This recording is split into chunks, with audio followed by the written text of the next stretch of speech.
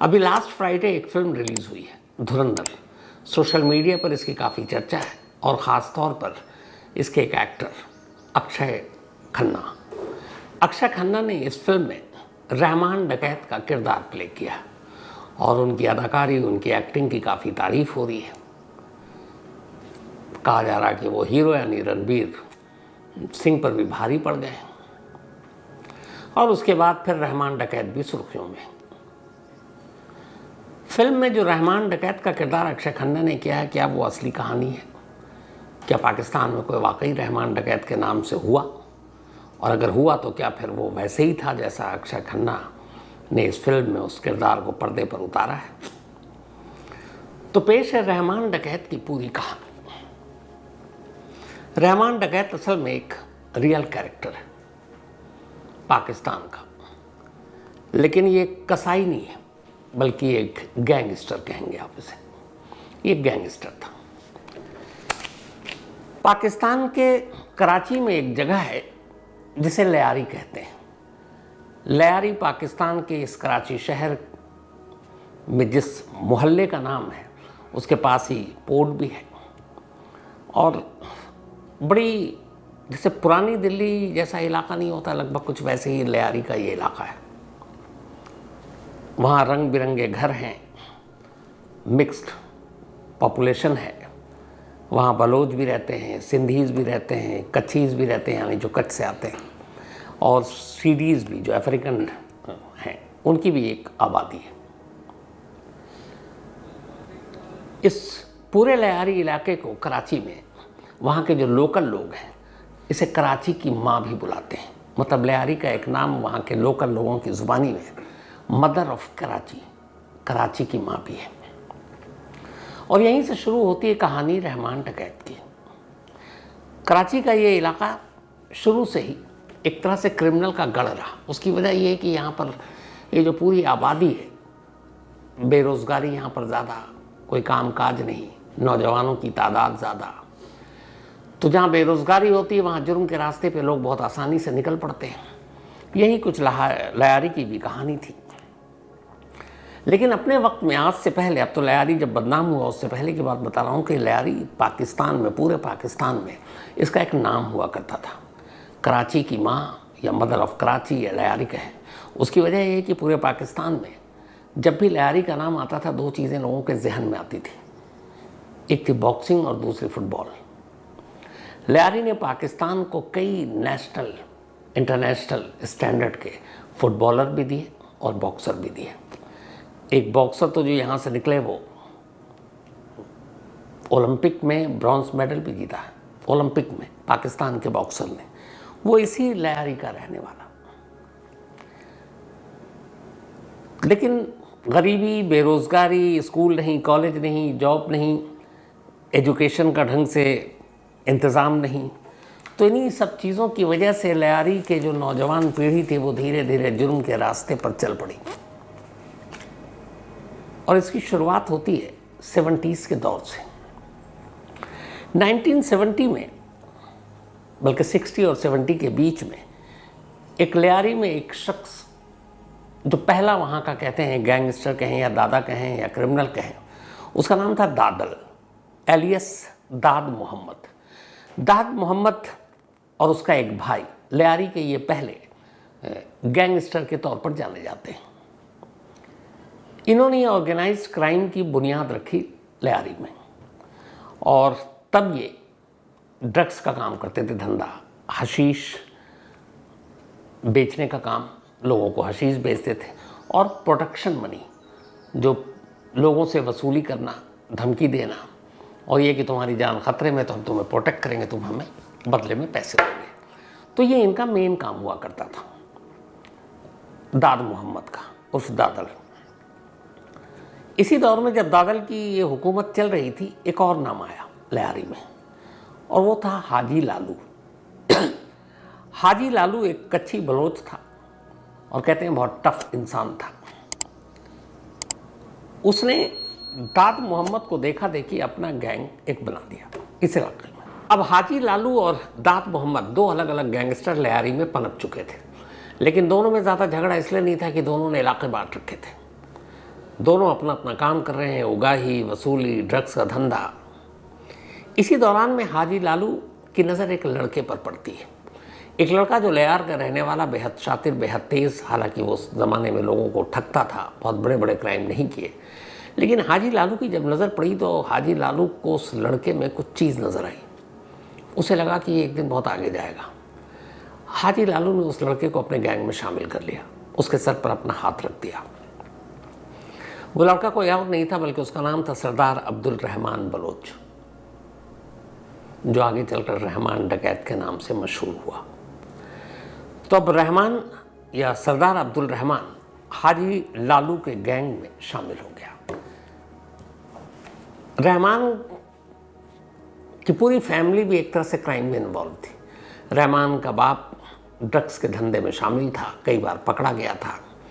उसके चाचा, भाई, इन सब के ऊपर भी कोई ना कोई कानूनी शिकंजा कसा हुआ था। तो बचपन से ही जुर्म की दुनिया को रहमान ने अपनी इर्द गिर्द देखा था। और अब लयार के दो सबसे बड़े गैंगस्टर में से एक हाजी लालू का उसके सर पर हाथ।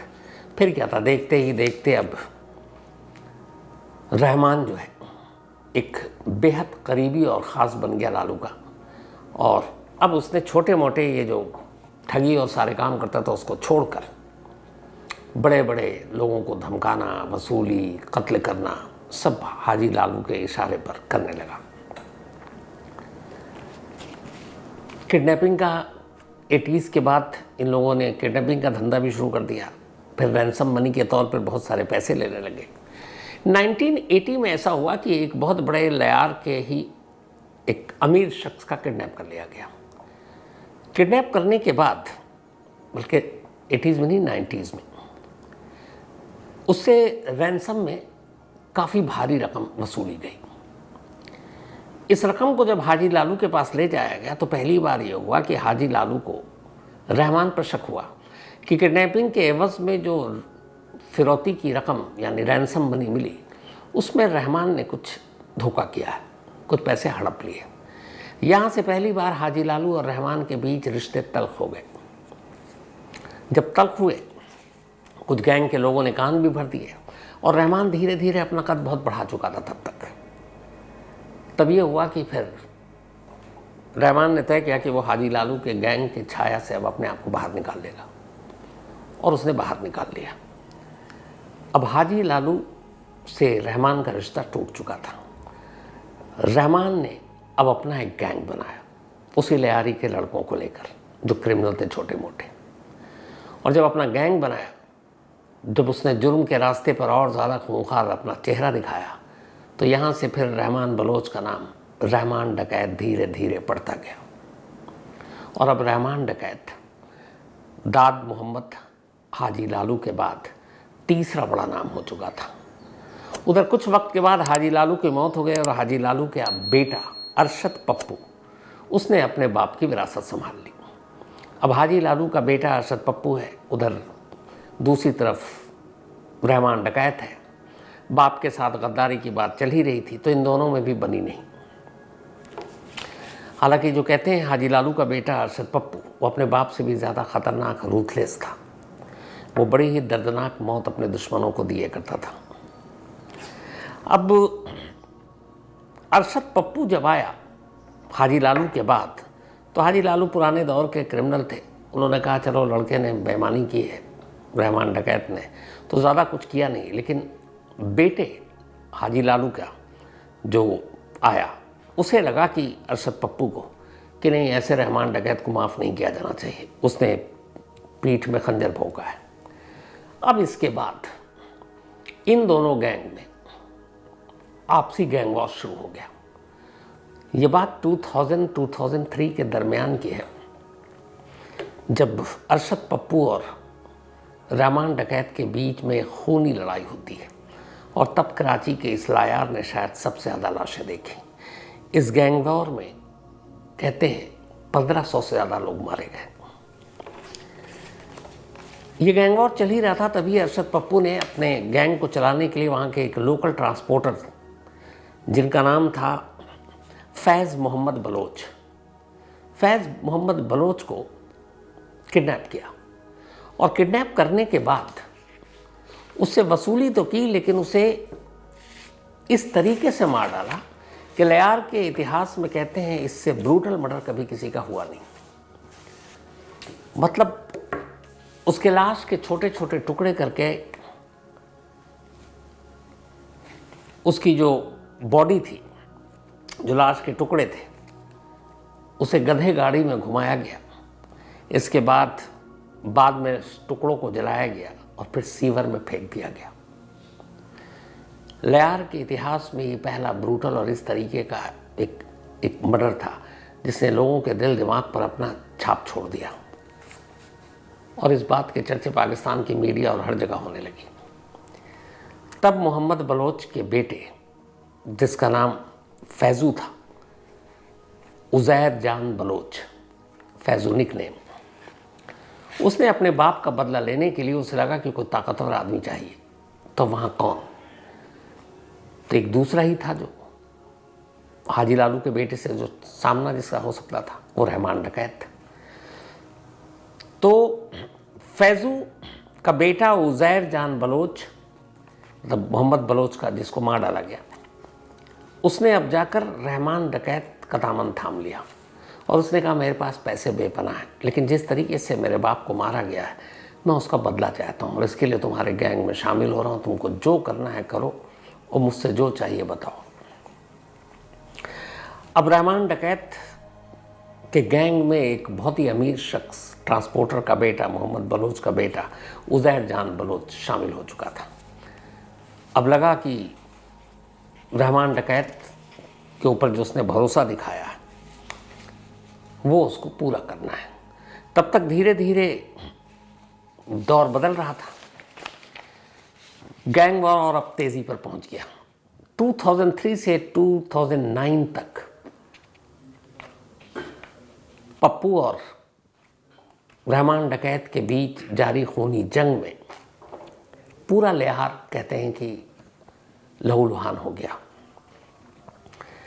पुलिस नाम की कोई चीज़ ही नहीं थी और तब तक यहाँ पे पॉलिटिक्स भी शामिल हो चुका था जैसे होता है। तो इसी दौरान में अब धीरे धीरे पप्पू पर भारी पड़ रहा है रहमान डकैत, और पप्पू के गैंग के एक एक करके लोगों को मारता जा रहा है, और वो भी बहुत बुरी तरीके से। तभी रहमान डकैत को एक आइडिया आया, वो ये कि अगर गैंगस्टर बनना है और बड़ा नाम कमाना है तो नेताओं के सर पर हाथ होने ज़रूरी है। इस इलाके में लियार में उस वक्त पाकिस्तान पीपल्स पार्टी, बेनज़ीर भुट्टो की जो पार्टी थी, उसका दबदबा था। हर बार चुनाव में, जनरल इलेक्शन में यहाँ से पीपीपी का ही कैंडिडेट जीता करता था। रहमान डकैत पीपीपी को ज्वाइन कर लेता है, बेनज़ीर भुट्टो की पार्टी को, और पूरे लियार में वो गारंटी देता है कि सारे वोट आपको मिलेंगे। अब पीपीपी के सारे नेता, मंत्री, उनके जो पुलिस अफसर हैं, अब वो रहमान डकैत को एक तरह से अपना शरण दे देते हैं। इसी के बाद पीपीपी ज्वाइन करने के बाद रहमान डकैत 2008 में एक पीएसी नाम से संगठन बनाता है, पीपल्स अमन कमेटी, मतलब शांति के लिए। एक सोचिए, गैंगस्टर शांति के लिए कमेटी बना रहा, पीपल्स अमन कमेटी, और इसका ढिंडोरा पीटा गया कि इससे लोगों में शांति और पूरे लियारी में सब खून खराबा बंद करने के लिए बनाया गया। लेकिन जो असल मकसद था वो ये था कि पीपल्स अमन कमेटी में उन्हीं लोगों को आगे रखा जाता था जो रहमान डकैत के गैंग को शामिल करते थे। यानी ये एक कवच था कि ये पीएसी का मेंबर है, मतलब रहमान डकैत का मेंबर, उसको कोई टच नहीं करेगा। तो पीएसी का मेंबर बहुत सारे लोग इसलिए बने क्योंकि उन्हें रहमान डकैत से बचना था। और ये रहमान डकैत के गैंग का असल में ओरिजिनल नाम यही रखा गया था, पाकिस्तान पीपल्स अमन कमेटी।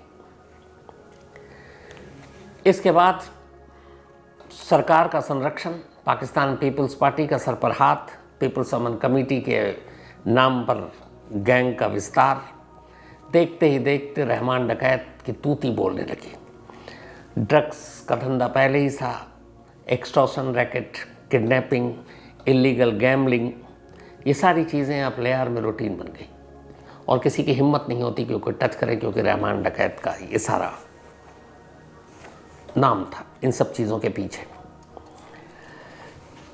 अब जब पैसे आए और रहमान डकैत ने पॉलिटिकल पार्टी ज्वाइन किया तो उसे एक और चीज़ लगी कि लियार में अगर क्राइम करना है और लियार में ही रहकर हुकूमत करनी है तो यहाँ के गरीबों को अपने साथ ले लो। अब उसने एक और काम किया, पैसे तो बेबिना कमा लिए, अब उसने गरीबों के लिए काम करना शुरू किया। अगर किसी के घर में पानी नहीं है तो वो पानी की प्रॉब्लम को सॉल्व करवाता, राशन भेजता फ्री का। और यहाँ तक कि उसकी अपनी अदालत होती, लियार में अगर कोई चीज़ होती तो उसकी अदालत में खुद रहमान डकैत ही फैसला करता। लोगों की मदद करना, गरीब लड़कियों की शादी करवाना, राशन पानी, देखते ही देखते अब रहमान डकैत लियारी में एक रॉबिन हुड की इमेज पा चुका था। एक बड़ा गैंगस्टर और अब रॉबिन हुड। ये सब कुछ चल ही रहा था, लेकिन उसके मन में अब भी था कि अरशद पप्पू से बदला लेना है, क्योंकि अरशद पप्पू को मारे बिना वो बलौच और उस ट्रांसपोर्टर के उसका बदला ले नहीं सकता था। बदला लेने के लिए अब सरकार का जब सर पर हाथ आया तो वो और ज़्यादा ब्रूटल हो गया। अब कट्टे, छुरियाँ, चाकू, इनके मुकाबले में अब उसके पास रॉकेट लॉन्चर आ गए। AK-47 तो लियारी में ऐसे गूंजती थी कि जैसे लगता है कि बस पटाखे ही छूट रहे हैं। खून खराबा इस कदर होने लगा कि हफ्तों हफ्तों लियारी के स्कूल कॉलेज बंद हो जाते। बच्चे बाहर खेलने से उनके माँ बाप ने भेजने बंद कर दिया, क्योंकि कभी भी किसी सड़क पर कहीं भी गैंग वॉर शुरू हो जाता पप्पू और रहमान डकैत के बीच में। महिलाएं बाजार नहीं जाती थी ख़रीदारी करने, कि निकली पता नहीं कौन सी गोली कब किधर से उनको आकर लग जाए। इस दौरान में एक कहानी आई रहमान डकैत को, जिसने उसका खूंखार चेहरा सबसे ज़्यादा और दिखाया। वो ये कि एक बार रहमान डकैत को ये शक हुआ कि जो उसकी माँ है वो पप्पू गैंग और पप्पू के फादर जो थे हाजी लालू, तो हाजी लालू के गैंग में जब रहमान डकैत था तो हाजी लालू के साथ तो रिश्ते अच्छे थे, हाजी लालू का घर भी आना जाना था। तो रहमान डकैत के साथ उसकी फैमिली के साथ भी जान पहचान थी, दुआ सलाम थी। लेकिन कई ऐसी चीज़ें हुई जिससे लगा कि कोई घर का भेदिया है जो हाजी लालू और उसके बेटे पप्पू को इन्फॉर्मेशन लीक कर रहा है। कहते हैं कि कुछ अपने ख़ास लोगों के बाद उसे पता चला कि असल में घर का भेदिया कोई और नहीं बल्कि खुद रहमान डकैत की अपनी माँ है, उसकी अम्मी है। उसने इस सोर्स को कहीं और से भी पुख्ता किया, खबर को पुख्ता किया, और कहते हैं कि जब उसे यकीन हो गया कि उसकी माँ ही भेदिया है तो रहमान डकैत का सबसे खूंखार चेहरा लियारी में उस दिन देखा गया जब ये कहा गया कि उसने अपनी माँ को गला घोंट कर मार डाला और मारने के बाद अपनी माँ को उसी की चुनरी से पंखे में लटका दिया और ये कहा कि माँ ने अपनी जान दे दी। लेकिन रहमान डकैत के करीबियों ने बाद में खुलासा किया कि असल में रहमान डकैत ने खुद अपनी माँ को मार डाला था, सिर्फ इसलिए कि दुश्मन गैंग से वो मिली हुई थी। हालांकि इस कहानी में कितना दम है या इसका मतलब एविडेंस कहीं नहीं मिला, लेकिन ये कहानी पूरे लियारी में और पुलिस फाइल में तैरती रहती है। ये सब कुछ चलता रहा, रहमान डकैत का कहर टूटता रहा। लियारी अब एकदम एक जंग का मैदान, मामला मीडिया तक भी आया। अब ये हुआ कि सरकार को लगा कि ये तो कुछ ज़्यादा हो रहा है, तो कुछ करना चाहिए। तो फिर सरकार ने पुलिस को खुली छूट दी और कहा कि भैया लियारी को साफ करो और ये रहमान डकैत और पप्पू का कुछ इंतज़ाम करो। तब उस वक्त एक, जैसे अपने इंडिया में बहुत सारे इनकाउंटर स्पेशलिस्ट हुए हैं, पाकिस्तान में भी एक ऐसी इनकाउंटर स्पेशलिस्ट बड़ा फेमस 2000 के दौर में, नाम था चौधरी असलम। चौधरी असलम को ये टास्क दिया गया। अब लियारी वो इलाका था जहाँ की मतलब कुछ गलियाँ ऐसी थी जहाँ तो पुलिस वाले घुस भी नहीं सकते थे। उन्हें पता था घुसे तो जिंदा वापस नहीं आएंगे। तो ये काम दिया गया चौधरी असलम को। 9 अगस्त 2009 की वो तारीख थी जब अचानक एक दिन पाकिस्तानी मीडिया में ये खबर आई कि रहमान डकैत एक पुलिस एनकाउंटर में मारा गया। बाद में तस्वीरें भी आई, लेकिन कहा गया कि रहमान डकैत को एनकाउंटर में नहीं मारा गया बल्कि उसको धोखे से बुलाया गया था और फिर उसे पुलिस ने मार डाला। अब रहमान की मौत हो गई, रहमान डकैत की कहानी यहाँ पर ख़त्म हो जाती है। लेकिन रहमान डकैत की मौत के बाद उज़ैर बलोच, उसी ट्रांसपोर्टर का बेटा जो उस वक्त तक करीब हो गया था, जिसने सब कुछ छोड़कर रहमान डकैत का गैंग ज्वाइन किया था अपने बाप का बदला लेने के लिए, उसने रहमान डकैत की मौत के बाद 2009 में रहमान डकैत के गैंग की कमान संभाल ली। अब वही बॉस था रहमान डकैत के गैंग का। और उज़ैर बलोच के बाप को जिस तरीके से मारा गया था, उस चीज़ ने उज़ैर बलोच के रहमान डकैत से भी कहीं ज़्यादा खूंखार बना दिया था। उसके ज़िंदगी का एक ही मकसद था, पप्पू गैंग का सफाया और पप्पू को वैसे ही मौत देना जैसे उसके बाप को दिया गया। अब उज़ैर ने गैंग संभाली, सिंधी टोपी पहना करता था, उसकी तस्वीर इसी से पहचानी जाती थी। और इसके बाद अब वो लग गया पप्पू गैंग के पीछे। 2009 से लेकर अगले 4 साल तक पप्पू गैंग के बहुत सारे लोगों को मार डाला। फिर से कई सौ लोगों की जानें गई गैंग वॉर में, लेकिन अरशद पप्पू हाथ नहीं आया उज़ैर के। फिर मार्च 2013 की तारीख आती है। मार्च 2013 में कहते हैं कि अरशद पप्पू के गैंग के कुछ लोगों ने मुखबिरी की थी, क्योंकि उस गैंग को पैसा दिया था उज़ैर ने, और उसने लोकेशन बता दिया कि कहीं एक ख़ास जगह पर है और बहुत सारे लोग नहीं हैं उस वक्त अरशद पप्पू के साथ। मौका अच्छा था और मार्च 2013 में उज़ैर के लोगों ने मुखबिर के बताए हुए ठिकाने पर जाकर हमला किया और अरशद पप्पू और उसके भाई यासिर अरफात, इन दोनों को उठा लिया। एक पुराना दुश्मन अब उज़ैर के हाथ में था, जिस दुश्मन का खात्मा खुद रहमान डकैत नहीं कर पाया था। उठाने के बाद ये लोग उसे एक खुफिया जगह पर ले गए। इसके बाद अरशद पप्पू की मौत की जो कहानी की डिटेल बाद में आई, उसने पूरे कराची और लियार के इलाके के लोगों को थर्रा दिया था। उज़ैर के फादर की भी ऐसी दर्दनाक मौत नहीं हुई थी जैसे उज़ैर ने अपने बाप के कातिल अरशद पप्पू यानी हाजी कालू के बेटे और उसके भाई यासिर को दी थी। इन्होंने उसको अपने कब्जे में 5 दिनों तक रखा और इन 5 दिनों में जितने जुल्म ढा सकते थे अरशद पप्पू पर ढाया। हर तरीके से टॉर्चर किया। टॉर्चर करने के बाद दोनों भाइयों के सर काटे। फिर बिना सर के उसकी बॉडी को गधे गाड़ी पर रखकर लियारी के अपने पूरे इलाके में घुमाया और लोगों को देखने पे मजबूर किया, देखो ये हमारा दुश्मन है, इसका क्या हाल किया है। तो अरशद पप्पू और उसके भाई का गला काटने के बाद उस बॉडी को दिखाया, घुमाया और फिर पूरी गलियों में लियारी के। इसके बाद अपने बाप की तरह ही इन दोनों के लाशों के टुकड़े किए, उन्हें जलाया और फिर वैसे ही ले जाकर सीवर में फेंक दिया। इत्तेफाक से कहते हैं कि जब ये परेड कराया था बिना सर के बॉडी के, कुछ लोगों ने शूट कर लिया था और ये वीडियो पाकिस्तान में उस वक्त कुछ चैनल पर भी चल गए और ख़ुद नेता, पॉलिटिशियन, पुलिस वाले देखकर ये वीडियो लीक हुआ, वो भी थर्रा गए थे। इसके बाद ये हुआ कि नहीं, ये तो बहुत है, इससे ज़्यादा नहीं। फिर सीधे आया कि अब आप स्पेशल टास्क फोर्स बनाइए। रेंजर्स को हुक्म दिया गया कि अब उज़ैर और बाकी लियारी में जितने भी ऐसे गैंगस्टर हैं, अब उनका सफाया करो, लियारी को अब इन चीज़ों से निपटाओ। जब ये सब कुछ हुआ तो उज़ैर कराची छोड़कर भाग गया।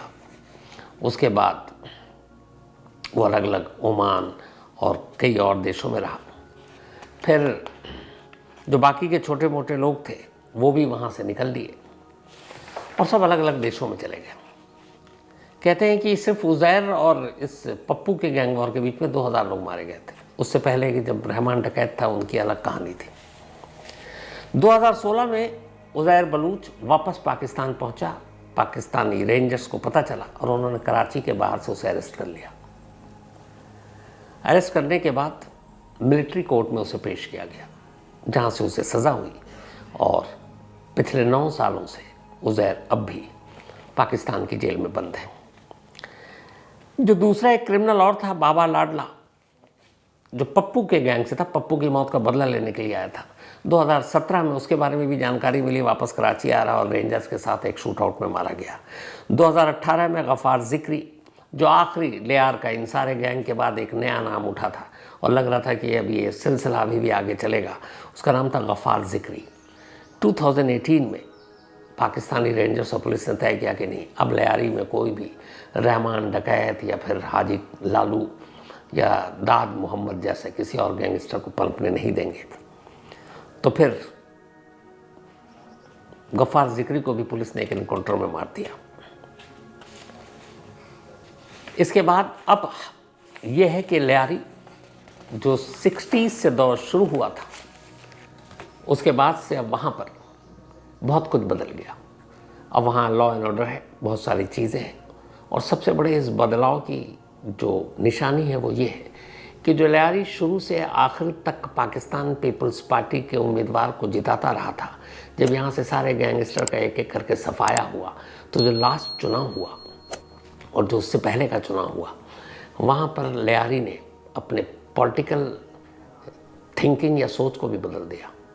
उन्होंने कहा बहुत हुआ, नवाज शरीफ और बेनज़ीर भुट्टो, उनके पति आसिफ अली जरदारी, बिलावल भुट्टो, अब अगर लियारी बदला है तो फिर और भी बदलाव चाहिए।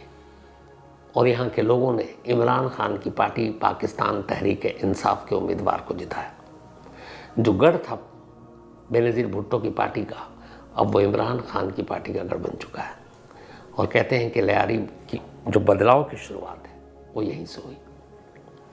तो ये थी उस रहमान डकैत की असली कहानी।